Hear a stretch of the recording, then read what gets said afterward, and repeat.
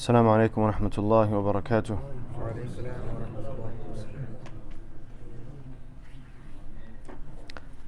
الحمد لله رب العالمين والصلاة والسلام على أشرف المرسلين نبينا محمد وعلى آله وصحبه أجمعين. أما بعد.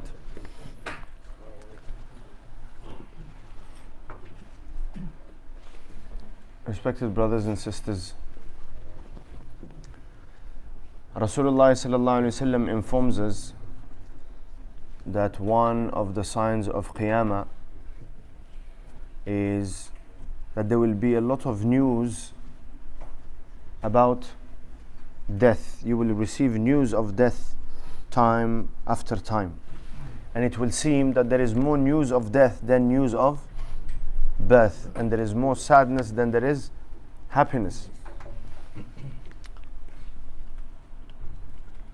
And this in itself is a blessing from Allah subhanahu wa ta'ala, because whenever you are informed that somebody has died, it is supposed to be a reminder for ourselves to think about what we have prepared for our death. This is why Rasulullah sallallahu alaihi wasallam said that death is enough as advice or a giver of advice. No two people disagree on the fact that the ultimate end of the human life is going to come in the form of death. Allah subhanahu wa ta'ala says, كُلُّ نَفْسٍ ذَائِقَةُ الْمَوْتِ. Every soul shall taste death. كُلُّ مَنْ عَلَيْهَا فَانٍ. Everything that is on the face of this earth will come to destruction and will end. وَيَبْقَى وَجْهُ رَبِّكَ ذُو الْجَلَالِ وَالْإِكْرَامِ. The only one remaining will be the countenance of your Lord. Only your Lord will remain.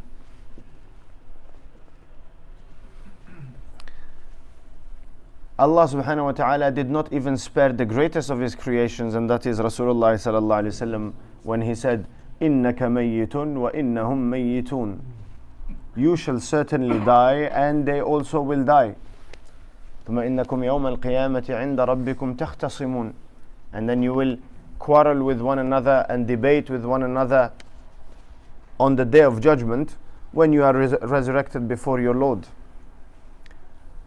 And so there's no two ways about it. We are all heading for this calamity that is described in the Quran. Allah subhanahu wa ta'ala says, وَإِذَا ضَرَبْتُمْ فِي الْأَرْضِ فَأَصَابَتْكُمْ مُصِيبَةُ الْمَوْتِ.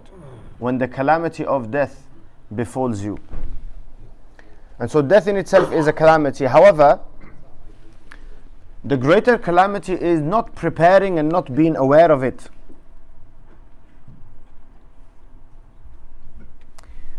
And so the news, like for example, yesterday we all heard that the Queen died, and there is no surprise, right? Everybody is to die. When a person leaves what they have, how they have lived, what they have acquired in terms of material, in terms of worldly material, at the time of death, and from that point onwards, it does not matter. And so if you go to a graveyard,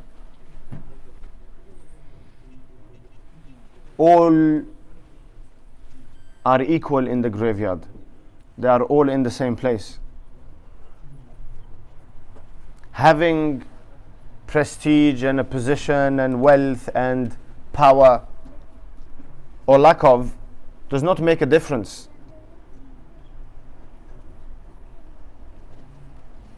And so they say that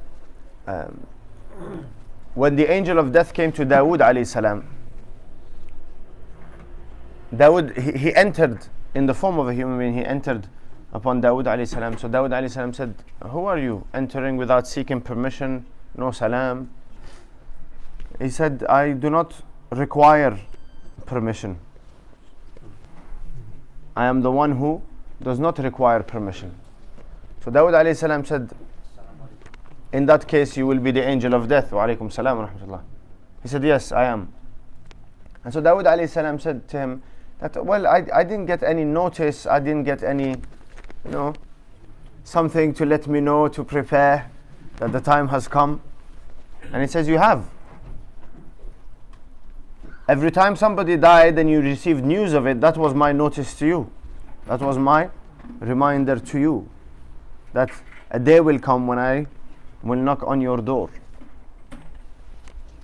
And so this concept of contemplating death and preparing for death is why Allah subhanahu wa ta'ala revealed the Quran and why Rasulullah sallallahu alayhi wa sallam was sent with prophethood. It is to remind mankind of their ultimate destination and the afterlife. But it is man's nature that what is before you and what is in your hands is much more, it attracts your attention and it's concrete than something that is a promise. You go to somebody to buy a car and they've got it advertised at, I don't know, £20,000, and you say, I have 19 cash. 19 may be less than what they are asking for. At times you can even offer half the price, but you are offering it and you have cash with you. It may be that that person will take the deal. Why? Because it's there, it's present. Whereas the rest is a promise. Oh, maybe I may sell it for 20,000, maybe not. And so Allah subhanahu wa ta'ala says this. He says, كَلَّا بَلْ تُحِبُّونَ الْعَاجِلَةِ. And this is our problem. We love the current life because we are in it. We are immersed in it. We are encircled by it. And it's all tangible and you can feel it. You feel, the nice weather and you feel the tasty food and all of this is what? Enjoyable. تحبون العاجلة وتذرون الآخرة, and you neglect the afterlife. And that is a consequence of loving this world and over enjoying this world. Islam did not come to deprive us from enjoying that which is halal. All it says is that enjoy what Allah subhanahu wa ta'ala has created for you and the halal and permissible that Allah subhanahu wa ta'ala has placed in this world and in this life for you. However, keep your mind focused on what? On your return to Allah subhanahu wa ta'ala. So Allah says in the Quran, كَلَّا بَلْ تُحِبُّونَ الْعَاجِلَةِ. You love this present life. وَتَذَرُونَ الْآخِرَةِ. And you disregard and neglect the afterlife. وُجُوهٌ يَوْمَئِذٍ نَاظِرَةٌ. On that day, some faces will be radiant with pleasure and happiness. When you receive good news and somebody, it seems like their face is shining. This is an expression of the feelings that are inside. And so, وُجُوهٌ يَوْمَئِذٍ نَاظِرَةٌ. Faces on that day will be radiant. إِلَى رَبِّهَا نَاظِرَةٌ. Gazing at their Lord. وَوُجُوهٌ يَوْمَئِذٍ بَاسِرَةٌ. Other faces on that day will be sad and low and gloomy. تَظُنُّ أَن يُفْعَلَ بِهَا فَاقِرَةٌ. Expecting that they will be placed in calamity and difficulty. Allah subhanahu wa ta'ala then says, كَلَّا إِذَا بَلَغَتِ التَّرَاقِيَ. When the soul reaches the throat. Because the soul is extracted from what? The extraction begins and it is pulled out. The first thing that loses life are the feet. And the last thing that loses life is the upper, the head. And it is said this is why most people, when they die, their eyes are wide open. And that is because the body is actually staring at what? At the angels, but also staring at the soul that is being taken out of the body. And that is the last sort of connection between the body and the soul. So Allah subhanahu wa ta'ala says, when the soul comes to and if anyone has witnessed death, somebody is about to die when there's a sound of It does not happen all the time, but if a person is conscious or a person is able to move, then you hear a sort of gargling. So Allah subhanahu wa ta'ala says, when the soul reaches this point, وَقِيلَ مَنْ رَاقٍ, who can cure him? This is a challenge. When a person's appointed time comes, Allah subhanahu wa ta'ala says, who can give him more time? Who can cure him? The one who was a heart specialist will die of a heart attack. Who can? Right? Allah subhanahu wa ta'ala says that when the soul reaches this point, then everything is out of your control completely. There is nothing you can do. And this is exactly the words that you hear from the doctors or the medical practitioners and what have you, your nurses. And when somebody is dying, we've done everything we could. Believer, non-believer, they accept that there comes a point where they call it nature takes its course, but it's actually Allah subhanahu wa ta'ala takes away. وَقِيلَ مَنْ رَاقٍ وَظَنَّ أَنَّهُ الْفِرَاقِ, and man becomes certain that it is the time for separation. You are surrounded by your family, you're surrounded by your loved ones, you're surrounded by all of the things that you have achieved in life. And at that point, when you see the angel of death, you know for certain this is my time to leave, and so I'm going to be separated. And so even the believer has a little sadness that I'm going to be separated from my loved ones, and I don't know how long for. وَظَنَّ أَنَّهُ الْفِرَاقِ وَالْتَفَّتِ السَّاقُ بِالسَّاقِ, that one leg will be joined with the other. Some have said that this means when we put the legs together in order to do the kafan. Generally the human being does not have, we don't have our legs or our feet close together, right? They're always, you have like shoulder width. There's always some separation between the two. But when a person dies, what do? We tie both feet so that legs remain together, and then we tie so that the arms remain on the side of the body. إِلَى رَبِّكَ يَوْمَئِذٍ الْمَسَاقِ, it is time now to be driven to your Lord. When this death comes and the soul is extracted, where is it going to go? It is driven to your Lord. Allah subhanahu wa ta'ala in Surah Al-Haqqah, He says, فَأَمَّا مَنْ أُوتِيَ كِتَابَهُ بِيَمِينِهِ. When you are taken before your Lord, Allah subhanahu wa ta'ala says, يَوْمَئِذٍ تُعْرَضُونَ. On that day you will be presented before your Lord. No one can escape. No one can escape and miss this. Everybody will be presented before Allah subhanahu wa ta'ala. Everyone will stand before Allah subhanahu wa ta'ala. يَوْمَئِذٍ تُعْرَضُونَ. You will be presented. You don't come of your own will. You are driven there. لَا تَخْفَى مِنْكُمْ خَافِيَةٌ. No secret is hidden. Everything is out in the open. Allah is aware of the most hidden secrets that you had, things that you did not even tell yourself. Allah is aware of them. And so everything is displayed. Allah says, فَأَمَّا مَنْ أُوتِيَ كِتَابَهُ بِيَمِينِهِ. Some will receive their record in their right hands. فَيَقُولُ هَاؤُمُ اقْرَءُوا كِتَابِيَهْ. He will call out, come, look at my record. So he calls out in mankind because of the happiness. People feel this. They say, I want to climb the highest mountain and just shout at everyone and let everybody know. And so this is exactly what happens to the one who is informed of success by Allah subhanahu wa ta'ala. هَاؤُمُ اقْرَءُوا كِتَابِيَهْ. He calls out, come, read my record. إِنِّي ظَنَنْتُ أَنِّي مُلَاقٍ حِسَابِيَهْ. I was certain in the previous life. I was certain that I was to meet my account. فَهُوَ فِي عِيشَةٍ رَاضِيَةٍ. He will be in a pleasurable life, a life of bliss. فِي جَنَّةٍ عَالِيَةٍ. In paradise that is lofty and high. قُطُوفُهَا دَانِيَةٍ. The fruits of that paradise are in bunches and low. They're available. What will be said to them? كُلُوا وَاشْرَبُوا. Eat and drink. There is no more responsibility. There is no more difficulty. There is no more hardship. There is no loss.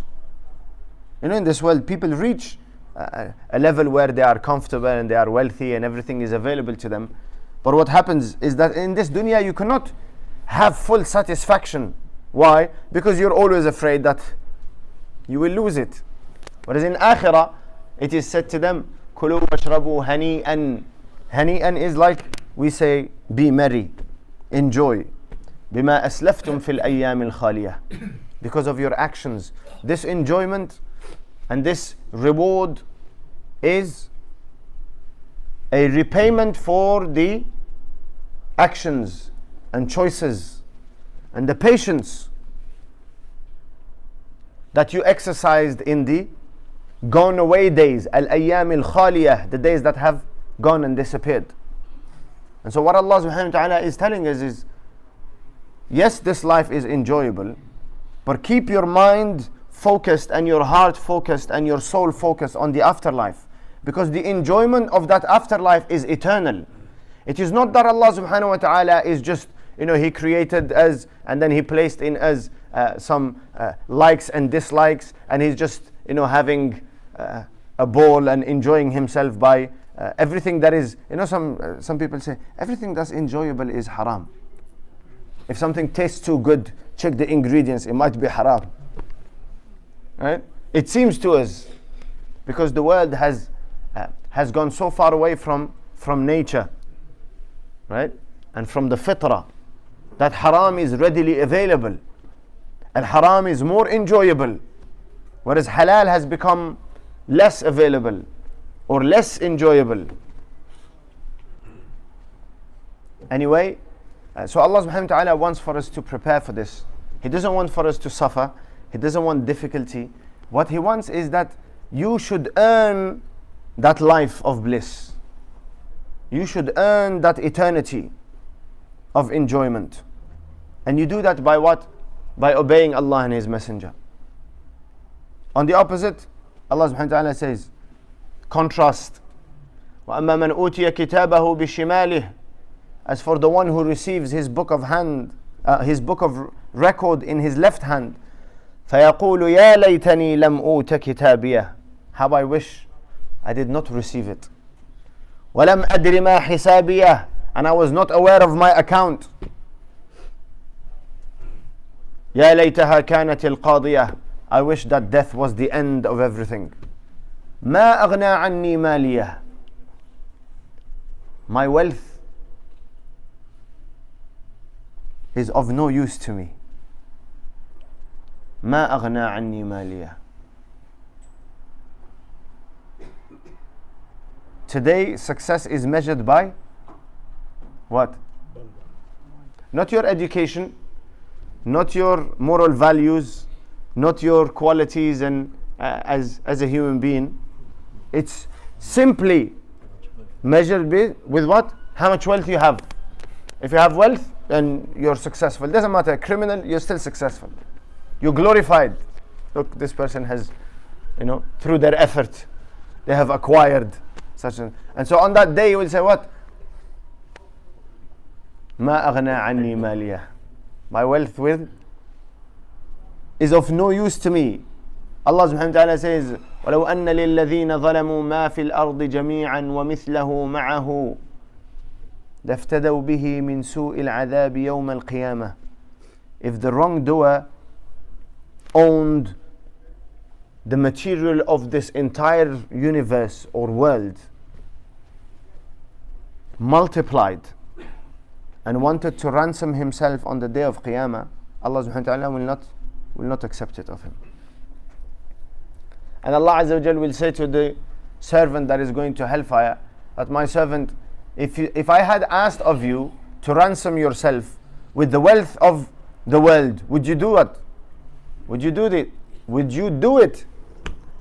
And say, why not? Ya Allah, I would pay the material of this, the wealth of this world in order to ransom myself. Allah subhanahu wa ta'ala says, you are lying, because I did not ask that of you. Actually, Allah asks no wealth of us. if we don't have it. If you don't have wealth, you don't have wealth, no zakat, no sadaqah, no nothing.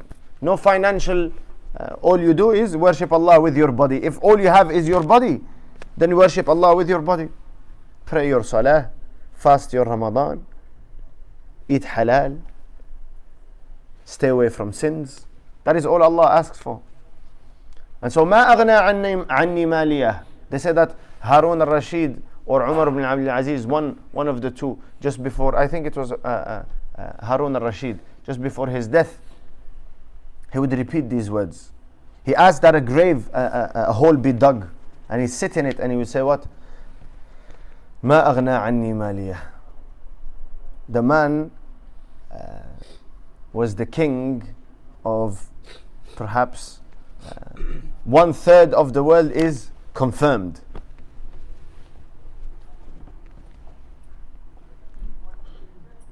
One-third of this globe. And he says what? ما أغنى عني مالية. My wealth is of no use to me today. هلك عني سلطانية. My power has departed from me. You know, like our queen.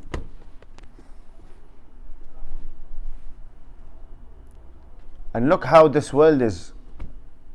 She is not yet buried.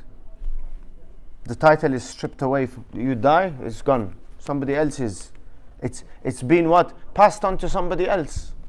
And ultimately it is passed on to Allah subhanahu wa ta'ala. Because when Allah destroys this universe, He calls what? لِمَنِ الْمُلْكُ الْيَوْمِ. To whom belongs kingship today? There's no one to respond. And so Allah responds Himself, to Himself. لِلَّهِ الْوَاحِدِ الْقَهَّارِ. And so this is why Allah subhanahu wa ta'ala says He will inherit. إِنَّا نَحْنُ نَرِثُ الْأَرْضَ وَمَنْ عَلَيْهَا. We will inherit the world and everything that is in it. Meaning that right now you are trustees of it, and then you die, it gets passed on to him, and he dies, it gets passed on to her, and she dies and gets passed. And then eventually it all returns to whom? This is why we say what? إِنَّا لِلَّهِ وَإِنَّا إِلَيْهِ رَاجِعُونَ. And so somebody will say, oh, can we say إِنَّا لِلَّهِ وَإِنَّا إِلَيْهِ رَاجِعُونَ when we'll hear the news of what? Of the death of a kafir? Absolutely. Because you're saying it for yourself. What you can't say is, may God rest their soul, or may they rest in peace. Because all of this is what? Is false. You believe that they are not resting in peace. All peace was before death. And Allah knows of the secrets. We are not aware, and we are not in a position to place judgment. Paradise and hellfire, success and failure is in the control of Allah subhanahu wa ta'ala. هَلَكَ عَنِّي سُلْطَانِيَةً. My power has been stripped away from me, taken away from me. Allah subhanahu wa ta'ala says, خُذُوهُ فَغُلُّوا. And Allah Azza wa Jal says, Rasulullah sallallahu alayhi wa sallam informs us that the people on the day of Qiyamah, people who had pride, and generally the people who have pride are those who have power. Right? It makes no sense for a person to have nothing and be proud, in the sense that they consider themselves better than others. Right? Rasulullah says that people of pride on the day of Qiyamah will be resurrected like what? Small little creatures, very small in size. People will walk over them. And so everything is, any feeling of greatness is stripped away. You become insignificant. And then Allah subhanahu wa ta'ala says, خُذُوهُ فَغُلُّوهُ. Take him and tie him. ثُمَّ الْجَحِيمَ صَلُّوهُ. Place him in hellfire, in the blazing fire, Jahim. ثُمَّ فِي سِلْسِلَةٍ ذَرْعُهَا سَبْعُونَ ذِرَاعًا فَاسْلُكُوهُ. And then place him in chains, the length of which is what? 70 cubits. So there's no getting away. Why? إِنَّهُ كَانَ لَا يُؤْمِنُ بِاللَّهِ الْعَظِيمِ. He did not believe in Allah the Great. وَلَا يَحُضُّ عَلَى طَعَامِ الْمِسْكِينِ. And did not encourage the feeding of the poor. Meaning they did not fulfill the right of Allah, and did not fulfill the right of the creation of Allah. فَلَيْسَ لَهُ الْيَوْمَ هَاهُنَا حَمِيمٌ. No helping friend on that day. Allah subhanahu wa ta'ala says that يُبَصَّرُونَهُمْ They're able to see one another, but they cannot help one another, let alone helping one another. They will not even ask. لا يتساءلون. No one is asking, here you meet, how are you? Are you okay? Even if somebody doesn't give you any help per se, just them asking about how you're feeling makes you feel, although you're going through a difficulty, it makes you feel good that somebody cares about, what I'm going through. On that day, Allah subhanahu wa ta'ala says, لا يتساءلون.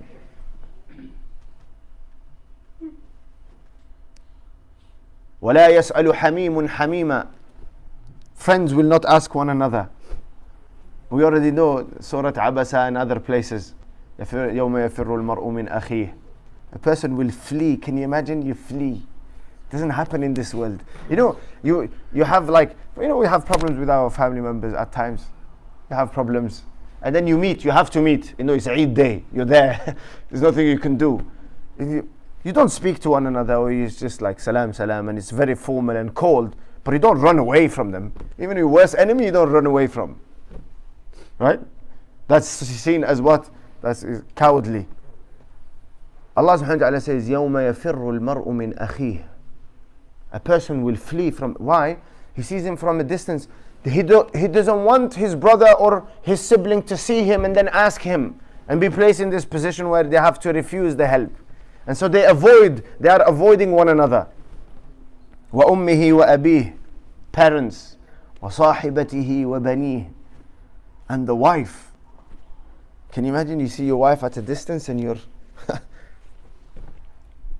Some people do that in this world. But and likewise, the wife does the same. Rasulullah says that the husband will go to the wife and say, wasn't I good to you? She says, absolutely.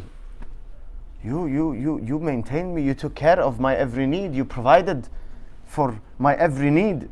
You were kind to me. I was under your wing. And you were a good man. Can I have one hasana? Sorry, I can't help you. Today I have to think of myself. The mother that, gave birth and nurtured and breastfed and took care of the child will come to the child and say, my son, did I look? Yes, absolutely, mom. You did everything that was required of you and more. Okay, can I have one hasana? I cannot today. We say time and time again, Rasulullah said in a hadith that Isa alayhi salam will say, Ya Allah, I do not ask you for Maryam, my mother. I don't. I only ask you to save myself. And this is what, it's not, we human, we come first, right? This is our nature. We think about everybody else after, but I've got to look after myself first. It is not that they have no concern for anybody else. Every righteous believer wants to enter paradise, and they want all their family members and all their friends and all their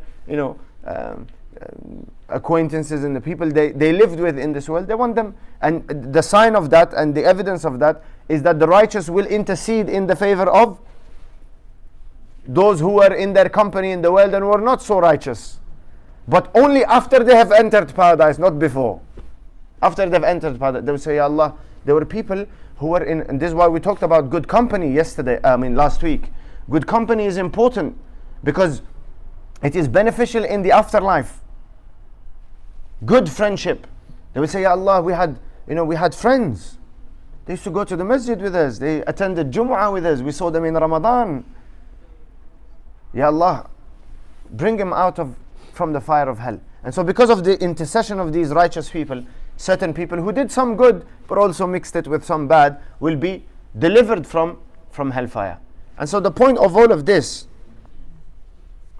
is that we need to contemplate death on a daily basis.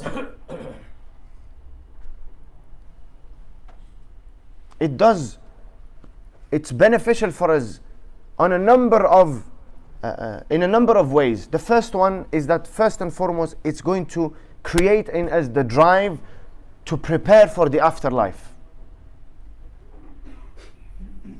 If a person achieves the world and everything it contains, Allah says, يَوَدُّ الْمُجْرِمُ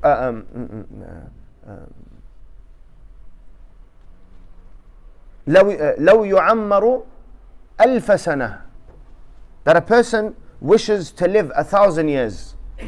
Allah says, وَمَا هُوَ بِمُزَحْزِحِهِ مِنَ الْعَذَابِ أَن يُعَمَّرْ. Even if he were to live 1,000 years, that does not change the fact that eventually he will be punished. And so if a person achieved the world and everything it contains, and lived 1,000 years to enjoy it, if the final destination is hellfire, then all of that 1,000 year of enjoyment and pleasure and luxury and goodness, it will all disappear in a moment. When a person hears the announcement that they are going to hellfire, that is enough to eradicate or erase a lifetime of good memories. When the angel of death comes in his appearance and he says, O evil soul, come out to the anger of Allah subhanahu wa ta'ala and to his punishment. That what? ما أغنى عني مالية. A person will say, allow me to go back. My wealth was of no use to me.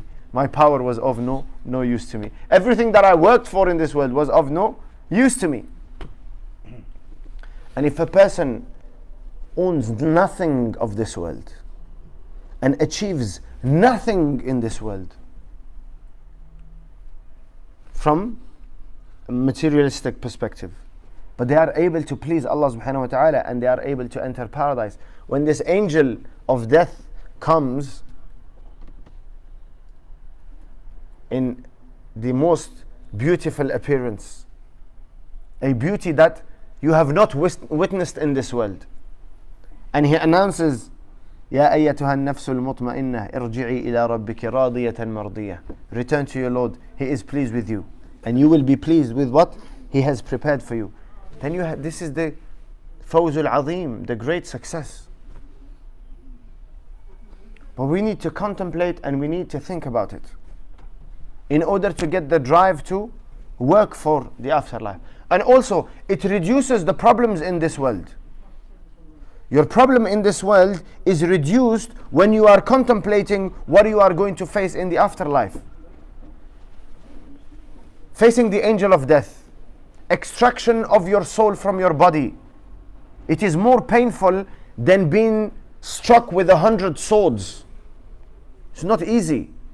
Rasulullah sallallahu alaihi wasallam, would put his hand in cool water and wipe over his head and say, La ilaha illallah, inna lil mawti la sakarat. The pangs of death are severe. So there's a physical and a spiritual pain being extracted and then being placed in the grave. Imagine that first night, cold, damp, lonely, dark, and you enter into this place and you are left alone and you placed there by whom? Who places you there and covers you? Not your enemies, your loved ones. And they say a few words and then they leave. And then a gate of paradise is opened or a gate of hellfire is opened. And then you are questioned by the angels Munkar and Nakir. And then you hear the call of the day of Qiyamah. Rasulullah ﷺ said, should I not inform you of the worst two nights? The worst two nights that you will ever live. One is the first night when you are placed in the grave. The second is the night just before Qiyamah that you spend in the grave. And so both worst nights are what? The nights that are in the grave awaiting Qiyamah. So all of these things are realities that are going to come. We've talked about it for 15 minutes, 20 minutes, half an hour. It becomes what? Refreshed in your mind, and you think to yourself, okay, I need to do something. What do I do? It's very simple. Make tawbah, ask Allah for forgiveness for shortcomings and for sins that committed in the past. He's willing to forgive in a moment of sincerity. And commit yourself as much as you can. Islam is on 5 pillars: Shahada, Salah, Sawm, Zakah, Hajj, and fast. The 5 pillars, fulfill them, right? Treat others the way you would like to be treated. Fulfill the rights of others on you. It is simple. in words, difficult in action, because the life outside tells us otherwise. So we ask Allah subhanahu wa ta'ala to enlighten our minds and our hearts, and allow us to prepare for death before it comes. Subhanallah wa bihamdihi, subhanakallahumma wa bihamdika, nashhadu an la ilaha illa anta, astaghfiruka wa atubu ilayk.